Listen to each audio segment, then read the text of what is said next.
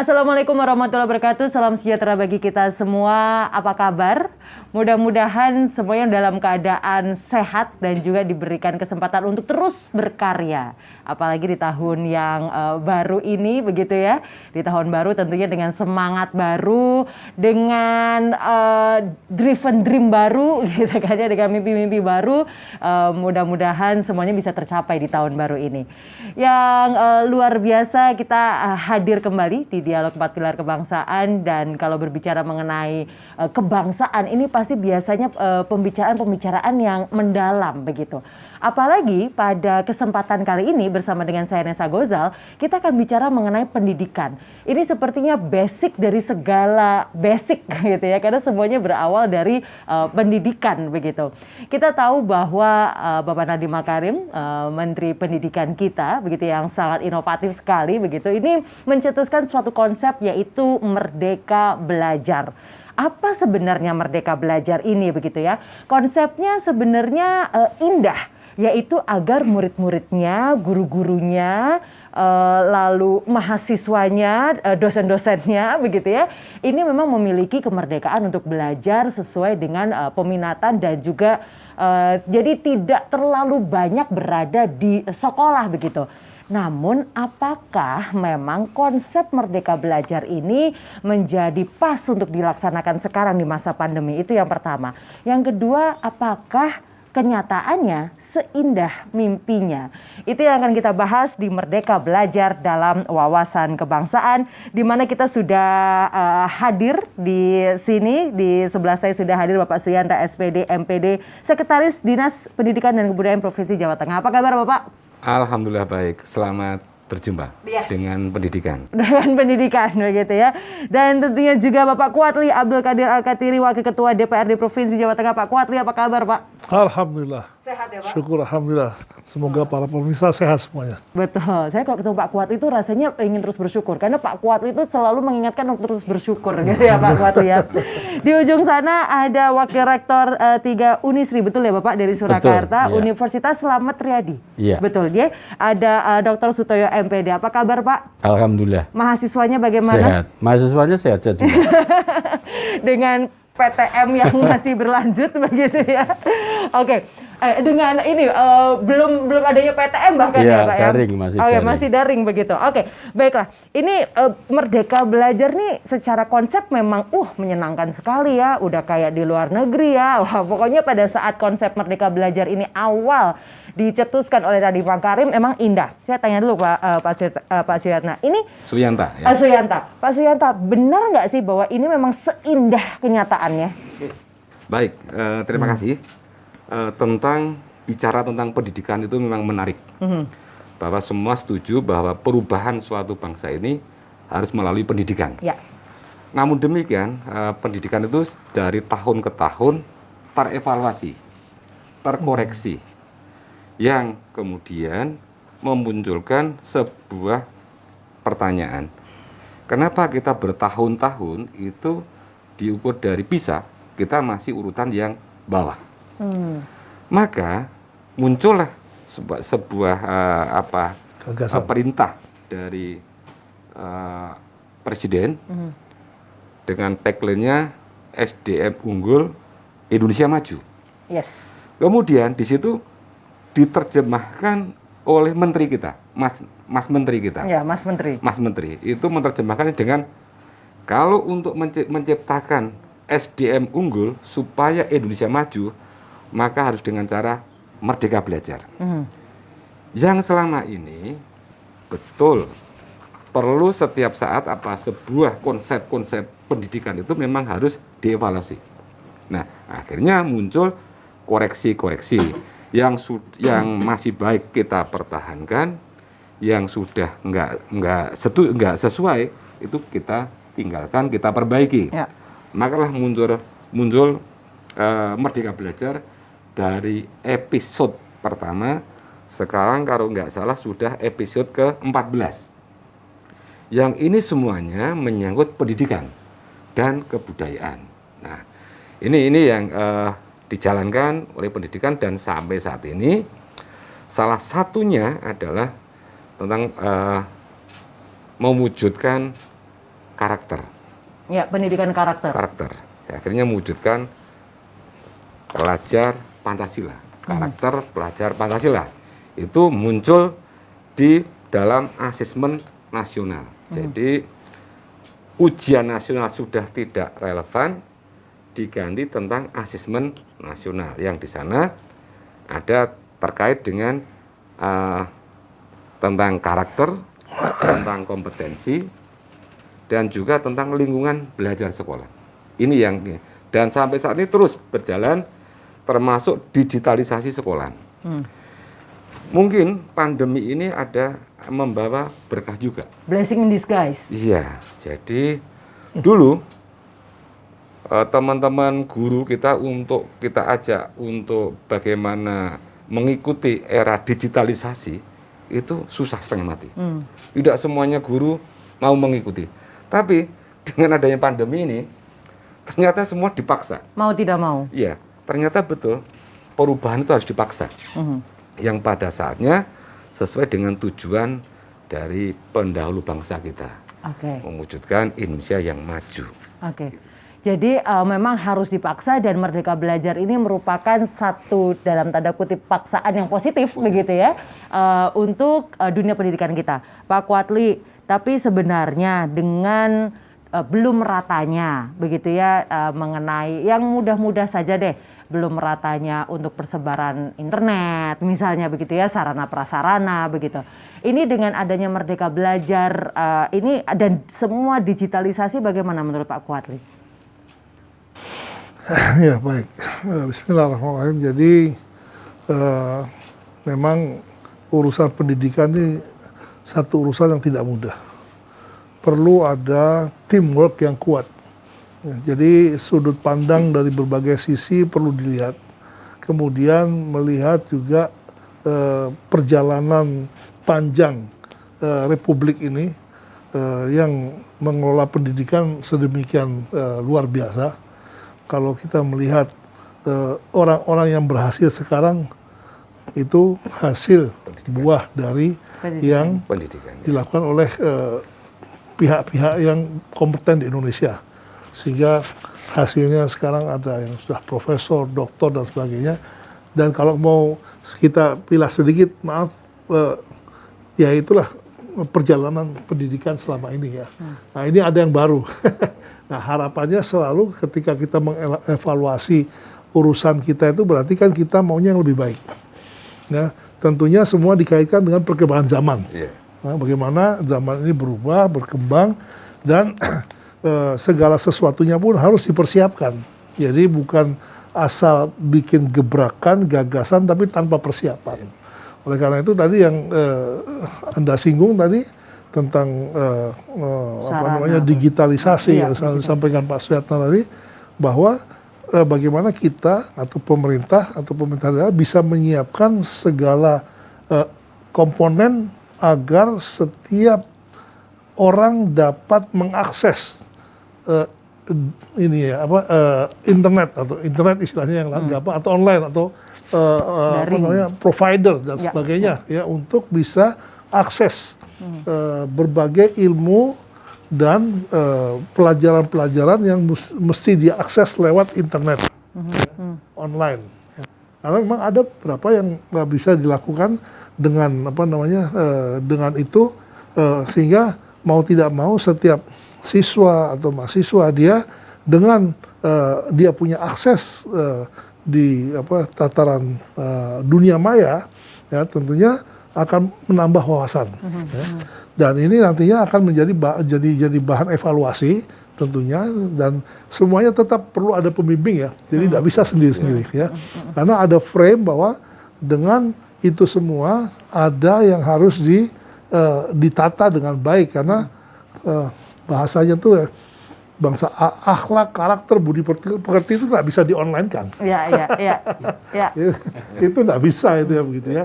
Makanya diperlukan namanya tatap muka, walaupun itu nanti konsepnya ya di kelas, tidak di kelas dan lain sebagainya. Artinya ada interaksi jelas ya, interaksi. Dan memang untuk zaman-zaman sekarang itu perlu ada improvisasi yang mulus, yang smooth ya, yang cantik ya, sehingga setiap siswa itu merasa nyaman. Nah, pengkondisian ini yang penting.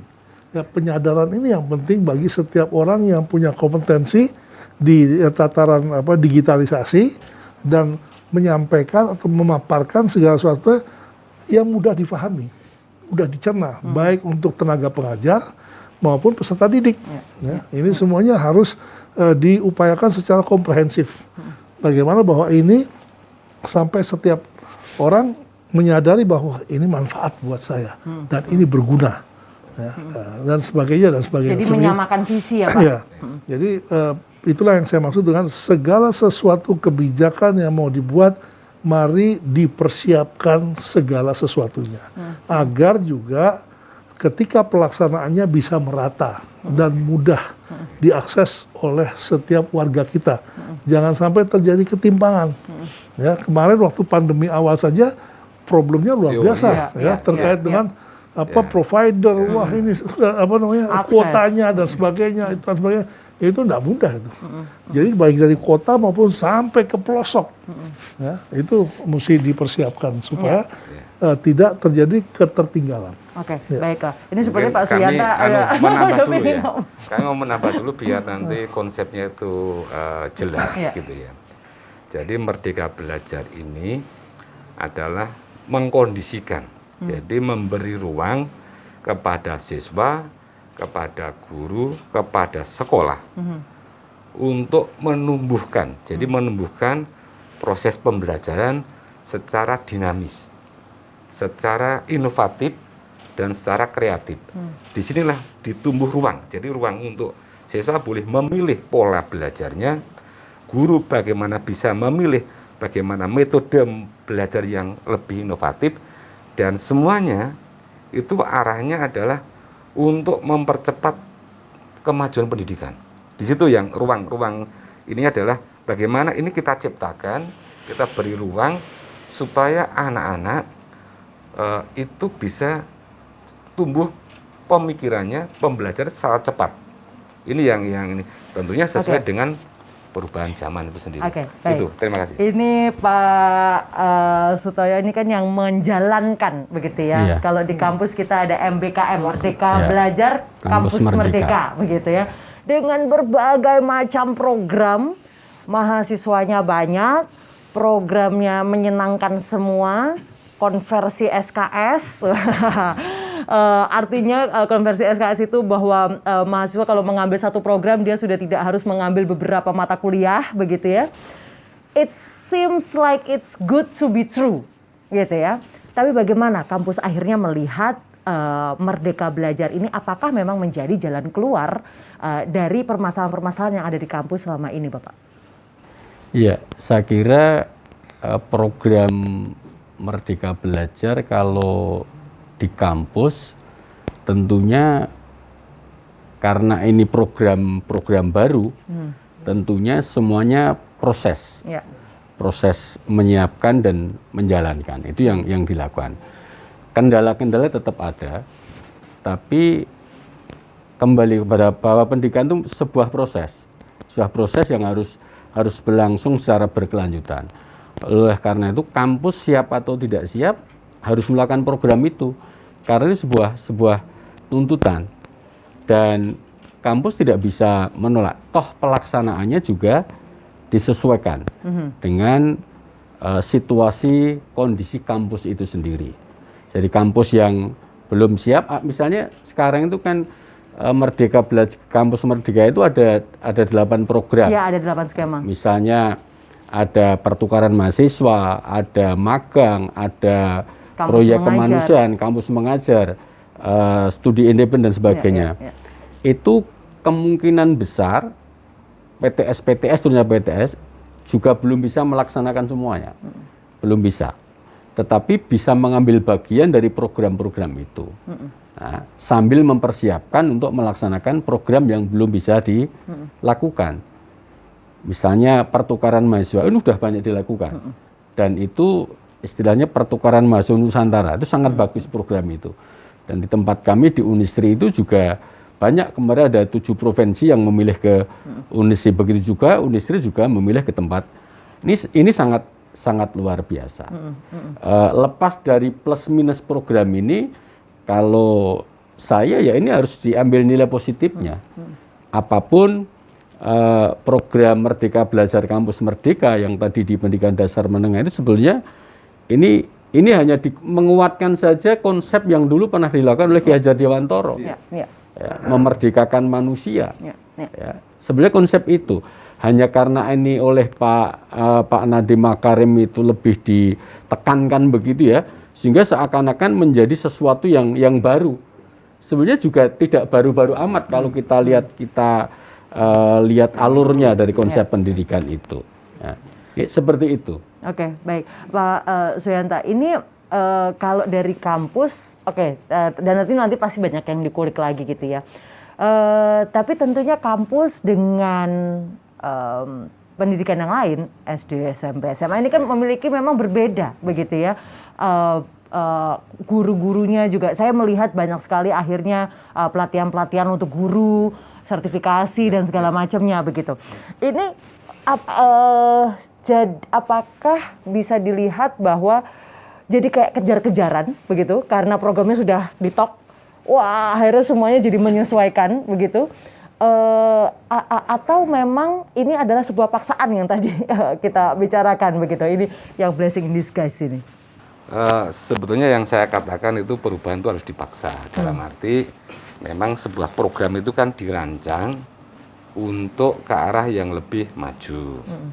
Nah, kemudian Merdeka Belajar yang sekarang sudah sampai episode ke-14, ini ada yang ke perguruan tinggi, ada yang ke pendidikan menengah dan dasar, dan juga tentang kebudayaan. Nah, sehingga sebetulnya apa yang dirancang itu adalah kita menuju ke sana. Untuk menuju ke sana kan mungkin ada yang belum siap. Kalau belum siap ya nanti modelnya kayak hibrid. Kayak sekarang kan kita pun kan juga hibrid. Hibrid. Jadi seperti Pak Kuatle sampaikan, karakter itu lebih banyak kalau kita bertatap muka. Ya. Kemudian pada episode tertentu itu tentang SMK-PK, pusat keunggulan, itu penguatan vokasi itu ada Merdeka Belajar di sana. Kalau tentang praktek, ini kan harus tetap tidak bisa praktek itu hanya membayangkan. Iya, tidak bisa online. Iya, online. Praktek ya harus nyata, kan begitu. Nah dari situlah tidak harus semua siap dulu.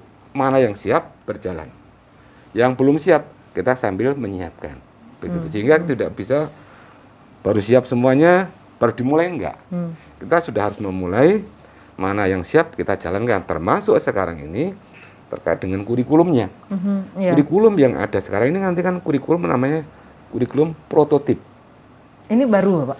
Baru, kurikulum prototip. Ini bagi SMA yang sudah SMA sekolah penggerak, kemudian SMK-PK, ini wajib melaksanakan kurikulum prototype. Sementara bagi sekolah-sekolah lain itu dikatakan boleh. Nah, boleh itu tidak wajib. Nah, tidak wajib, tapi boleh menggunakan kurikulum prototype. Nah, disinilah kesiapannya. Mungkin nanti kita setelah ini kita akan bahas kurikulum itu apa dan apakah memang sesuai dengan wawasan kebangsaan yang akhirnya menjadi cita-cita kita semua. Kita akan kembali setelah yang satu ini, jangan kemana-mana.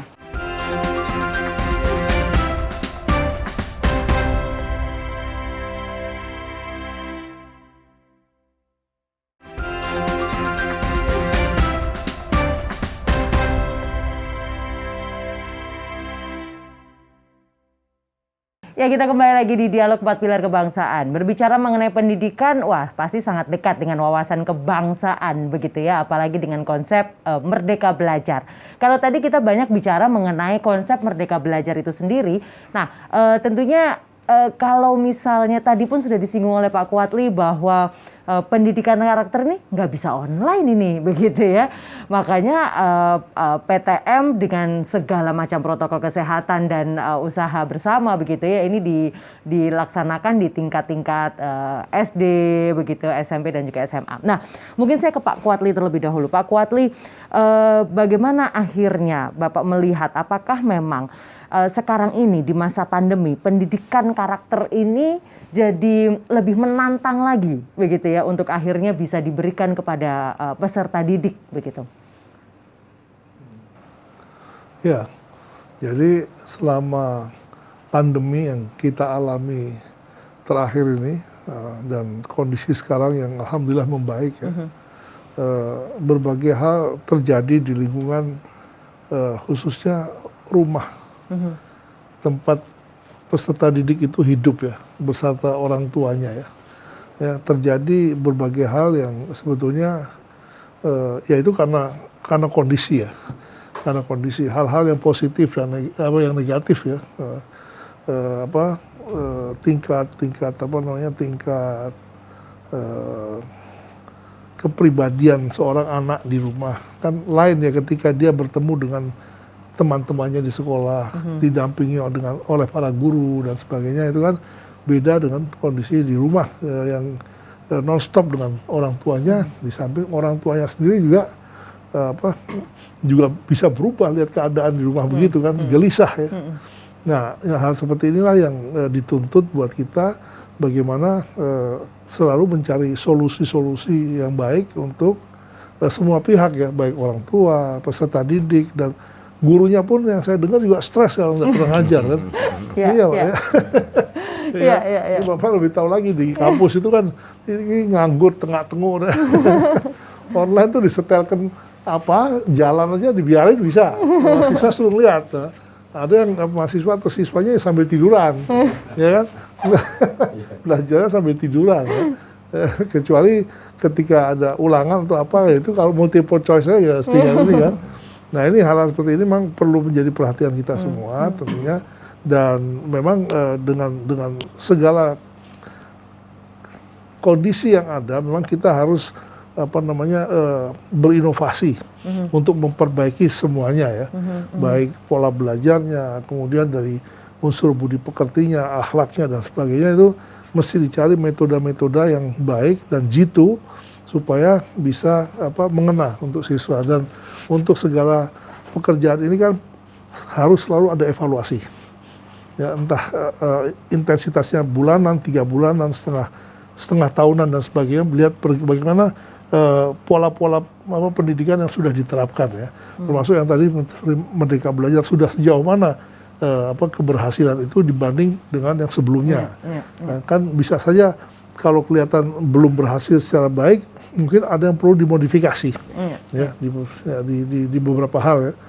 Ini juga menjadi perhatian kita semua. Memang mau tidak mau siapapun pada posisi manapun dia harus bekerja untuk kepentingan bangsa ini. Ya. Nah, kami di DPRD itu karena ada fungsi pengawasan ya, kami melihat bagaimana implementasi di lapangan tentang proses belajar mengajar, baik dari siswanya, gurunya, dan sebagainya yang ada di lapangan ya. Karena bukan sekedar tadi budi pekerti dan akhlak saja, hal-hal yang harus dilakukan secara tadi sampaikan praktek juga, praktikum ya, yang kita lakukan praktikum dan sebagainya kan, itu harus di laboratorium dan lain sebagainya ya. Apalagi urusan kalau saya sekolah dulu kimia nyampur. Ya. Nah itu biar online ya, bisa. Bagaimana online kan? Nyampur bahan-bahan kimia gitu kan. Nah ini menjadi juga tantangan buat kita semua. Intinya kalau saya melihat kita yang penting optimis, harus optimis menghadapi segala sesuatunya demi kebaikan bangsa ini. Baik, Bapak Sutoyo, bagaimana akhirnya Bapak melihat pendidikan karakter ini bisa muncul di program-program Merdeka Belajar di kampus Bapak? Iya, saya kira justru dengan program Kampus Merdeka ini, pendidikan karakter kalau di kampus malah bisa masuk itu ya, bisa masuk.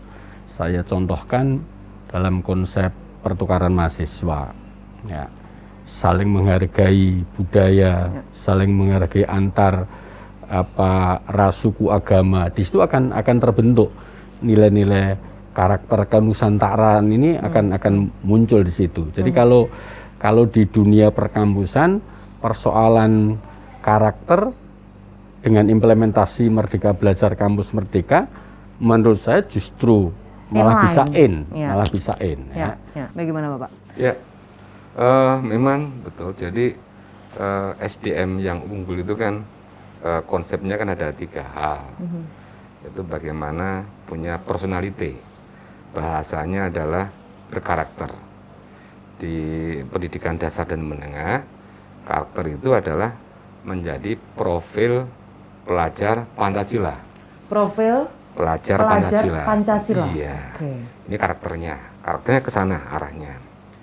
Kemudian juga kompetensi. Jadi kompetensi itu harus ditumbuhkan baik di semua jenjang. Itu harus apa kompetensinya? Yang ketiga itu adalah bagaimana meningkatkan wawasan, tentunya dengan berliterasi. Literasi bermacam-macam. 3 hal ini yang harus kita dorong di dalam pendidikan. Kemudian tadi menyambung tentang bagaimana karakter. Karakter itu memang harus diajarkan dan menjadi sebuah pembiasaan dalam kehidupan. Karena ini karakter ini akan yang harus menjadikan jati dirinya, dan ini harus dibiasakan. Bagaimana? Yang pertama adalah religius. Kan karakter yang pertama kan karakter religius. Bangsa kita kan bangsa religi, beragama, kan begitu, beragama apapun itu menunjukkan sebuah religius, dan dia harus menjalankan itu perintah agamanya, apapun agamanya itu. Yang kedua, dia harus berkebinekaan global, kebinekaan. Tadi yang Pak Sutoyo sampaikan itu ya berkebinekaan itu harus menjadi karakter pelajar Pancasila. Di samping ada karakter gotong royong, mandiri, inovatif. Ini yang harus dikembangkan di karakter pelajar Pancasila. Kalau ini dilakukan dengan sungguh-sungguh, maka setiap warga bangsa, kalau dalam pendidikan siswanya belajar sungguh-sungguh, gurunya mengajar sungguh-sungguh, dan sesuai dengan karakter pelajar Pancasila tersebut, itulah sudah merupakan yang namanya bela negara, mencintai negaranya. Itu begitu. Bentuk nyata. Bentuk nyata bela negara. Bela negara kan bentuknya tidak harus menjadi pasukan cadangan, Pak ya. Iya. Tidak harus semuanya menjadi ikut pasukan cadangan, tetapi ikut maju perang semua, tidak. Tetapi dengan berkarya nyata sesuai dengan keahliannya. Kalau dia pelajar ya pelajar sungguh-sungguh. Kalau dia orang yang pegawai ya pegawai yang sungguh-sungguh, yang berintegritas dan mempunyai etos kerja yang baik. Itulah wujud bela negara. Ya. Yang bagian dari wawasan kebangsaan itu. Bapak, tadi saya penasaran dengan kurikulum apa namanya? Oh, prototip. Prototip. Iya. Itu apa, Bapak? Jadi begini. Jadi kurikulum yang kita kembangkan, yang dikembangkan saat ini, jadi ada gini. Contohnya untuk SMA, kurikulum prototip itu siswa masuk kelas 10 itu tidak penjurusan. Jadi tidak, sekarang ini kan masih jurusan IPA, IPS, bahasa. Iya. Bayangkan anak baru lulus SMP sudah harus menentukan masa depannya dia di masa IPA, depannya di sini. IPS atau Apa bahasa. sudah waktunya menentukan masa depannya di situ. Seberapa kemampuan anak itu menentukan masa depannya. Maka biarlah itu semua menjadi pengetahuan dasar dulu. Baru setelah lulus SMA masuk ke perguruan tinggi, tempatnya misalnya di Universitas Slamet Riyadi, mengambil spesial apa, jurusan apa, itu baru di sana. Ini contohnya itu. Yang kedua, kurikulum yang dikembangkan itu ada kurikulum dasar saja, sehingga anak tidak dipaksa yang bisa tahu semuanya. Yang harus tahu semua, enggak. Iya. Jadi bayangkan seperti waktu kita SMA dulu, Pak. Kita ke Mosok harus dipaksa mengerti semuanya, harus juara semuanya. Agama harus nilainya bagus, bahasa 10 sampai ke matematika bagus untuk mendapatkan juara 1 waktu itu. Nah ini ternyata terkoreksi sekarang, terkoreksi. Itu bukan berarti dulu itu buruk, enggak, itu memang cocok waktu itu. Zaman sekarang kan begitu Pak, ini terkoreksi, untuk sekarang itu begini, sesuai dengan peradabannya, sesuai dengan tantangannya, itu begitu. Oh, jadi memang akhirnya lebih itu ya Pak, ya, memanusiakan. Artinya karena memang sudah banyak sekali keresahan-keresahan dari orang tua yang, oh ini anak saya cita-citanya jadi pelukis, kenapa dia harus tahu kimia? Wah, misalkan hal-hal seperti itu kan banyak sekali ya kita dapatkan. Artinya ada kebebasannya di saat umur yang tepat. Begitu ya Bapak ya, di saat umur yang tepat, yaitu pada saat masuk ke perguruan tinggi. Bapak Kuatli, kalau akhirnya Bapak sebagai tentunya yang mengemban suara rakyat begitu ya, terutama di Jawa Tengah begitu. Ini sebenarnya sekarang kalau di Jawa Tengah apa yang benar-benar dibutuhkan di bidang pendidikan Bapak? Dengan misalkan kita pandemi juga sudah ini tahun ke-3 menuju tahun ke-3 begitu ya, mudah-mudahan segera endemi dan segera berakhir gitu. Tapi dalam arti apa sebenarnya sekarang dibutuhkan dengan terus adanya daring begitu? Dan saya tahu bahwa di kampus agak susah untuk PTM ya Bapak ya, karena terlalu padat begitu. Bagaimana akhirnya apa yang sebenarnya dibutuhkan oleh masyarakat Jawa Tengah? Ya. Baik, sebetulnya dengan kondisi sekarang ini masyarakat lebih membutuhkan interaksi yang intens ya. Ya, jadi dengan kita buat kebijakan PTM ini Pak ya, pembelajaran tatap muka yang katakanlah sudah 100% ya, walaupun di beberapa daerah masih 50-50 ya, pagi 50%, sorenya 50%, atau hybrid ya, dan ini kan sudah satu hal yang positif ya, dan dengan begitu masyarakat mulai merasakan optimisme ke depan, bahwa ini dengan tetap selalu tentunya kita menghimbau diri kita juga untuk tetap menjaga protokol kesehatan itu agar suasana semakin hari semakin baik ya. Jadi jangan sembrono ya, tetap tertib ya.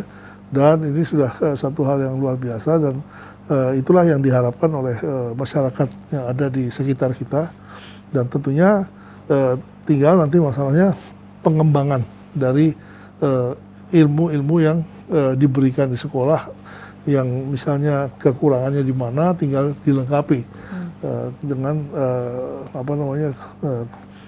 kurikulum yang lebih baik lah. Tadi disampaikan oleh Pak Suyanto profil kurikulum dan lain sebagainya, itu urusannya teknis di dinas pendidikan ya. Bagaimana mohon dukungannya aja dari Dewan. Ya, kita prinsipnya mendukung backup apapun yang terbaik untuk masyarakat kita ya. Kan semuanya lewat kajian ya. Lewat kajian, dianalisa, kemudian bagaimana masyarakat kita bisa lebih baik ke depan. Prinsipnya itu. Dan buat masing-masing yang ada di lapangan itu dia merasakan kenyamanan dan merasakan pemerintah daerah itu mensupport. Dan ini yang utama saya melihat ya. Dan supporting yang dimaksud itu menyeluruh dari mulai kota sampai ke pelosok. Jangan sampai ada putus ya Bapak. Iya, ada kejanggalan atau kekurangan dan lain sebagainya. Artinya supporting ini yang penting ya, karena itu bisa dilakukan oleh teman-teman yang eksekutif ini. Kalau kita kan ada keluhan, ayo kita tampung, kita sampaikan supaya dilengkapi, disempurnakan. Prinsipnya begitu. Oke, Pak Sutoyo, saya ini kan kalau di kampus ini memang seperti yang tadi saya sempat katakan agak susah untuk PTM begitu ya, karena yaitu mahasiswanya banyak dari berbagai macam daerah begitu ya. Tidak ada zonasi ya Bapak ya. Kalau di kampus kan tidak ada zonasi gitu. Jadi dari berbagai daerah. Nah, apakah ini nanti dengan kita sudah terlalu lama daring begitu ya, ada missing link tidak Bapak antara kurikulum yang sudah dibangun oleh kampus, walaupun dibantu dengan adanya Merdeka Belajar, namun missing link dengan mahasiswa ini bagaimana akhirnya kampus harus menyiasati hal tersebut? Saya kira saat sekarang ini kampus sudah dengan SKB 4 Menteri juga itu ya, ini kan sudah ada rambu-rambu untuk melaksanakan pertemuan tatap muka. Dengan terbatas Jadi, ya Bapak ya? kondisi kampus sekarang ini mahasiswa aktivis-aktivis itu melakukan kajian-kajian bagaimana tentang pembelajaran daring dan sebagainya. Akhirnya rekomendasinya adalah menuntut kampus melakukan pertemuan tatap muka. Nah, maka sekarang banyak kampus, bahkan termasuk di kampus kami nanti pada bulan Februari semester genap 2021-22 ini sudah melaksanakan pertemuan tatap muka, meskipun sistemnya nomor gasal minggu pertama, nomor genap minggu kedua dan sebagainya. Karena memang belum berani 100% pada saat pertemuan itu. Jadi kalau kampus tidak melaksanakan tatap muka, ini pasti akan ada aksi. Alasannya banyak. Di SD, SMP, SMA saja sudah berlaku. Kenapa kampus tidak? Kami selaku wakil rektor bidang 3 sudah banyak didatangi para aktivis ini. Nah, akhirnya kampus membuat kebijakan bahwa pertemuan semester genap itu pertemuan tatap muka. Meskipun memang awalnya dirancang hybrid. Tapi akhirnya ya pertemuan tatap muka secara murni langsung. Jadi mungkin termasuk di UNS ataupun perguruan tinggi sebelah ini sudah mulai ke sana. Hasil koordinasi kami, misalnya kami kan ada APTISI ya, Asosiasi Perguruan Swasta di Solo Rayon 2 ini sudah melakukan satu koordinasi untuk bisa melaksanakan pertemuan tatap muka. Karena sama sih sebetulnya anak-anak SD, SMP, SMA dengan perguruan tinggi itu. Yang perlu diwaspadai sekarang adalah masalah kerumunan. Iya. Jadi artinya missing link yang selama ini terjadi karena daring begitu ya, interaksi yang tidak langsung. Lalu tadi bahkan disampaikan oleh Pak Kuatli, ini lagi pelajaran mahasiswanya sambil tiduran, sambil ngapain gitu ya. Kalau itu daring, iya missing link itu tetap akan muncul karena memang susah. Jadi saya misalnya sudah ada aturan kontrak kuliahnya. Nanti kalau kuliah ya on kamera, dimatikan. Tapi dalam praktek susah. Apa kami juga harus berteriak-teriak terus? Susah. Karena sebetulnya inilah namanya Merdeka Belajar itu adalah orientasinya adalah student center learning sebetulnya. Ya, aktivitas itu berpusat pada siswa, maka inovasi, kreativitas, penggalian potensi itu akan lebih banyak di situ. Tapi dalam praktek ini juga masih susah. Ini perlu terus digalakkan terus. Oke. Nah, nanti setelah ini kita akan bahas apa yang harus didorong lagi begitu ya Bapak ya, agar memang kegiatan di kampus kenapa saya bilang kampus, karena setelah itu mereka akan masuk ke industri-industri begitu ya, dan Merdeka Belajar, kampus Merdeka ini kan juga untuk semester yang sudah siap untuk masuk ke industri ya Bapak ya.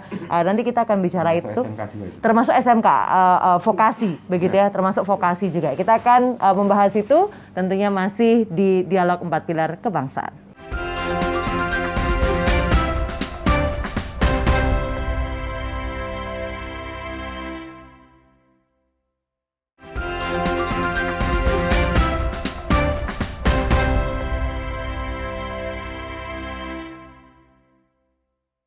Ya, Merdeka Belajar kita kaitkan dengan wawasan kebangsaan, tentu sangat berhubungan sekali, apalagi tentunya kita membicarakan mengenai pendidikan. Ini kayak emang nggak habis-habis aja gitu kalau ngomongin pendidikan, karena seperti yang kita semua setujui bahwa semuanya berawal dari pendidikan. Kita bicara tentang tadi mungkin ya, meneruskan yang tadi, bagaimana akhirnya kampus bisa memfasilitasi itu semua. Tadi menarik sekali bahwa sudah ada bukan wacana lagi ya Pak ya, rencananya pasti sudah mulai terstruktur ya. Berarti yang dari luar pulau pun sudah bisa hadir lagi di kota Solo ini begitu ya. Oke, dengan wawasan kebangsaan Pak Suyanta, ini bagaimana akhirnya Merdeka Belajar menjadi solusi dari wawasan kebangsaan yang memang ingin ditonjolkan dari pendidikan? Oke, baik. Terima kasih. Jadi kita bukan menjadi rahasia lagi, di survei-survei itu tentang adanya intoleran, radikal itu sudah masuk di semua lini. Otomatis juga masuk di dunia pendidikan. Kemudian hal itu pun akhirnya berefek kepada hal-hal yang lebih lanjut dari itu.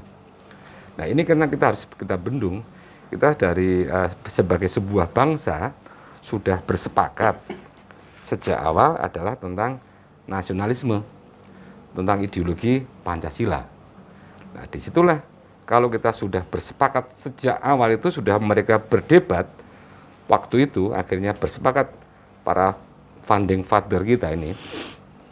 Nah, disitulah maka Merdeka Belajar, dengan Merdeka Belajar itu nanti tentang munculnya tentang tadi yang saya bilang profil pelajar Pancasila itu otomatis akan meningkatkan tentang wawasan kebangsaan bagi para pelajar di dunia pendidikan. Ini yang ini. Hanya saja kita juga tidak memungkiri tentang adanya digitalisasi luar biasa, Pak. Internet, perubahan internet. Sekarang orang belajar apa-apa itu kan bisa dari internet. Nah, inilah yang perlu kita bagaimana bermedia sosial yang baik. Ini harus diajarkan kepada para siswa. Itu yang namanya masuk di pembentukan karakter siswa itu sendiri. Itu. Oke. Jadi sebenarnya Merdeka Belajar ini menjadi kayak tadi Pak Kuwati juga mengatakan mengingatkan Pak Seto juga mengatakan student learning center begitu ya. Jadi emang pusatnya di siswanya begitu untuk bisa mengeksplor begitu. Salah satunya dengan Pancasila juga begitu karakter, ya. Tadi pembentukan karakter itu. Tadi tadi ada 3 ya Bapak ya. Kompetensi, berkarakter, kompetensi, dan berliterasi. Ya, berliterasi itu adalah untuk yang meningkatkan sebuah wawasan. Wawasannya itu adalah bukan wawasan kebangsaan saja, tahu wawasan global lah. Nah, itu akan tahu dengan berliterasi. Oke, gitu. baik. Nah, Pak Kuwatli, jadi kalau misalnya dilihat dukungan dari DPRD sendiri, bagaimana Bapak untuk akhirnya bisa kayak tadi kan kita waktu ngomong yang penting didukung gitu ya. Dukungannya bagaimana Bapak untuk akhirnya bisa memaksimalkan begitu Merdeka Belajar di Jawa Tengah? Ya, baik, kita biasa ketika menerima teman-teman dari dinas itu memaparkan berbagai konsep, itu tentunya harapan kita selalu sudah ada kajian awal ya, dari konsep-konsep itu.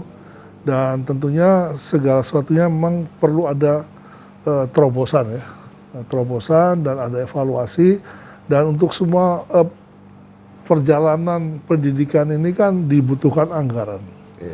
Nah, kita karena ada fungsi anggaran dan kita selalu untuk urusan pendidikan kita support anggaran. Ya tidak pernah kita ngurang-ngurangi. Ya. Terima kasih. Bahkan kita nambahi. Luar biasa. Luar biasa. Kalau kita anggap, kadang kita ajak menghitung teman-teman dinas tuh. Wah ini kurang nih, ya, kita tambahi. Iya, kita mesti sportif karena urusannya urusan generasi, enggak? Iya. Generasi ya. Ini bangsa kita soalnya. Kita mau bangsa ini besar. Ya, dari pendidikan ya Bapak ya. Iya, dari pendidikan dan itu kan yang menggerakkan siapa ya SDM-nya. Ya, itu SDM unggul tadi ya di antara. Jadi semuanya itu personalnya asal semuanya kita berharap diarahkan kepada tepat sasaran. Nah, anggaran itu tepat sasaran, tidak belok ke sana belok ke sini. Selama itu tepat sasaran, insya Allah dengan niat yang tulus ikhlas mudah-mudahan membawa barokah dan jadi bangsa kita, jadi bangsa yang besar. Karena ini kelihatannya nggak setahun 2 tahun ya Bapak ya. Iya, panjang. Ini kelihatannya nanti begitu. Kelihatannya nanti. Jadi seperti Merdeka Belajar walaupun sudah tadi dikatakan episode ke-14 juga nanti menuanya masih nanti begitu. Sesuatu yang sangat panjang. Makanya kita kan bukan ini ya, bukan dalam mengkaji atau melihat sesuatu tuh bukan instan ya. Jadi ada orang yang salah melihat, wah ini tidak ada gunanya, tidak kelihatan, kan kelihatannya tidak sekarang ya.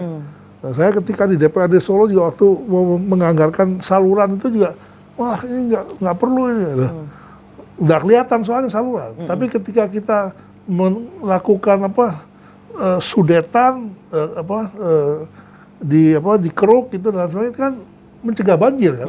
Ketika hujan deras dengan itu sudah free karena udah dikerjakan, udah di kedua walet, nah udah nggak banjir lagi. Jadi itu waktu pekerjaan di bawah saluran itu dilakukan kedua walet itu kan anggaran. Tapi orang nggak melihat. Nah nantinya ketika hujan deras jalan air free baru terasa. Baru merasakan. Sama dengan pendidikan ini ya Pak ya. Ini awalnya belum bisa terlihat, tapi kan secara perjalanan kita evaluasi terus, dikawal. Ya. Oke, baiklah. Bapak Sutoyo, kalau dari kampus sendiri apa akhirnya sekarang strateginya untuk akhirnya Merdeka Belajar ini tepat sasaran, bukan hanya anggaran yang tepat sasaran. Menurut saya program juga harus tepat sasaran, karena memang akhirnya seperti yang tadi dikatakan, ini kan Merdeka Belajarnya masih online begitu ya, masih daring. Tentunya kontrolnya juga akhirnya karena kan akhirnya mahasiswa jadi ada di seluruh Indonesia, kalau dulu ada di satu tempat begitu. Apa akhirnya yang bisa dilakukan oleh kampus untuk bisa tetap ada kontrol di situ? Ya, yang pertama kampus harus punya komitmen yang tinggi untuk menjalankan program itu. Yang pertama, tanpa punya komitmen, saya kira program-program Kampus Merdeka tidak akan bisa dijalankan dengan baik. Ini penting bagi kampus. Nah, dengan komitmen tentunya kampus juga melakukan langkah-langkah pentahapan menindaklanjuti program. Sekaligus juga menganggarkan sama. Persoalan kalau kampus itu kan, kalau swasta ya anggarannya internal. Jadi kaitannya dengan bagaimana melakukan kegiatan Kampus Merdeka itu butuh anggaran juga. Ini juga harus kita siapkan sehingga antara yayasan dan pihak kampus selaku penyelenggara juga harus sinkron ya? itu. Ini penting. Kemudian di samping punya komitmen, kemudian anggaran, juga regulasi-regulasi. Ini harus dibuat oleh kampus. Jadi misalnya tadi kampus mengajar, studi independen, proyek kemanusiaan. Kalau sudah menjalankan itu, ketentuannya diganti 20 SKS. Ini kan harus ada payung hukumnya. Ya. Yang kadang-kadang ini menjadi persoalan internal. Ya. Di satu sisi dosen agak enak sekali seperti itu. Nggak ikut kuliah saya. Ini mestinya mata kuliah yang harus ditempuh, tapi kenapa dikonversi itu? Ini kan butuh komitmen. Regulasi itu harus disiapkan supaya para pelaksana di lapangan ini merasa tenang, termasuk mahasiswa. Kadang-kadang kampus tertentu belum ada konversi itu, mahasiswa mau daftar, itu juga ogah-ogahan. Apa gunanya saya ikut, sudah bersusah payah berjuang, tesnya juga susah, tetapi setelah saya selesai tidak diakui.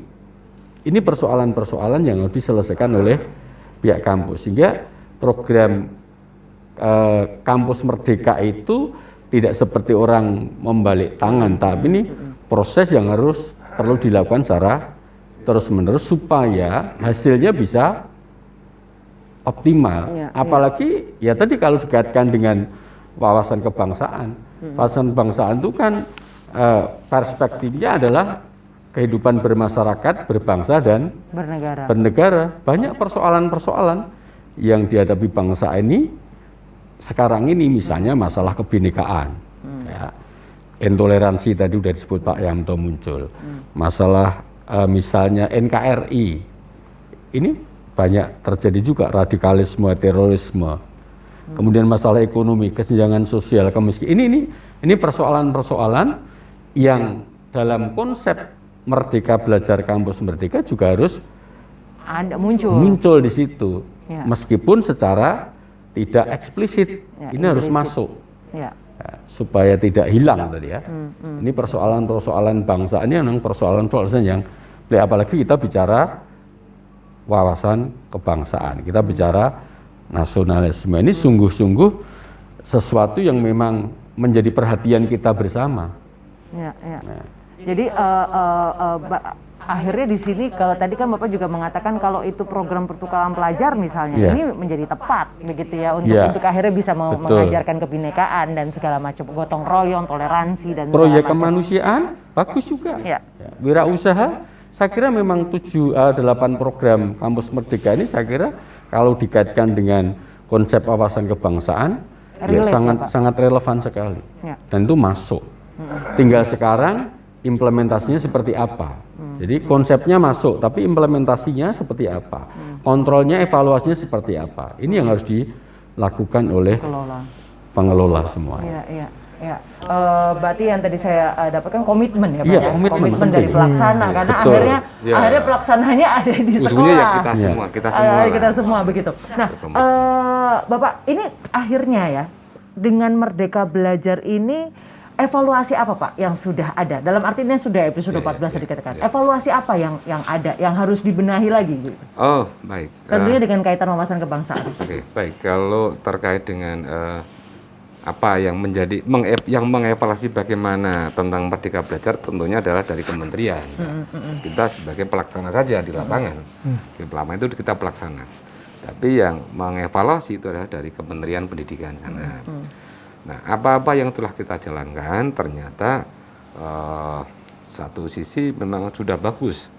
Tidak ada ujian nasional misalnya itu. Ya. Kelulusan, jadi dari situ dulu ujian nasional siswanya pusing, orang tuanya pusing, kan begitu.